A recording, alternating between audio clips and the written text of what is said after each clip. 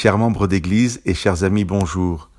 Les émissions 121 et 122 sur la libération de Pierre, emprisonné à Jérusalem par Hérode Agrippa, nous ont permis de réfléchir ensemble sur certains aspects de notre foi. Continuons aujourd'hui avec la notion de prière dans ce récit. Nous avons deux mentions de l'Église en prière dans ce chapitre 12 du livre des Actes.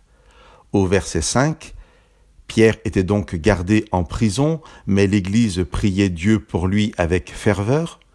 Ensuite, quand Pierre est libre et pleinement conscient du miracle qu'il vient de vivre, nous pouvons lire au verset 12 « Quand Pierre eut compris, il se rendit à la maison de Marie, mère de Jean, surnommée Marc, où bon nombre de gens étaient réunis et priaient. » Plusieurs ont noté le contraste entre l'Église en prière et son incapacité à accueillir Pierre lorsqu'il vient frapper à la porte de la maison de Marie. Je vous lis le texte. Une servante nommée Rhode s'approcha pour écouter. Elle reconnut la voix de Pierre et, dans sa joie, au lieu d'ouvrir, elle courut annoncer que Pierre était là à la porte d'entrée. Ils lui dirent « Tu es folle ». Certains ont souligné avec ironie qu'il est plus facile pour Pierre de sortir de la prison que de rentrer dans l'Église face au manque de foi de ceux qui priaient.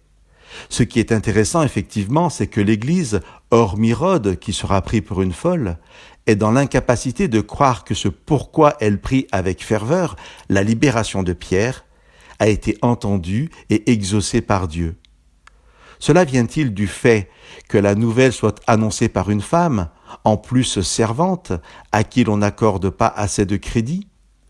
Ou plus généralement d'un manque de foi quant à la capacité ou la volonté de Dieu à délivrer Pierre, alors que Jacques, le frère de Jean, est mort quelques jours plus tôt, et nous imaginons bien comment l'Église a dû prier avec ferveur aussi pour Jacques.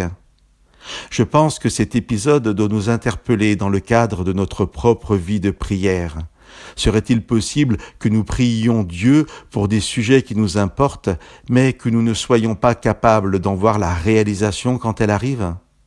Soit parce que le messager qui nous annonce l'exaucement de la prière ne nous semble pas crédible, ou que la personne que Dieu va utiliser pour nous répondre, ou pour nous aider dans notre épreuve, n'est pas celle à qui nous nous attendions. Soit parce que notre expérience dans des épreuves similaires nous a montré que l'issue n'avait pas été celle que nous espérions et que Dieu n'avait pas répondu dans le sens escompté. Alors, nous continuons à prier, mais sans vraiment y croire. Chers amis, continuons à prier avec ferveur, en tant que personne et en tant qu'Église. Et que cette histoire d'Acte 12 nous rappelle que nous devons être attentifs, sensibles aux réponses de Dieu. Notre Seigneur entend toutes nos prières, mais ne répond pas toujours selon notre vision des choses.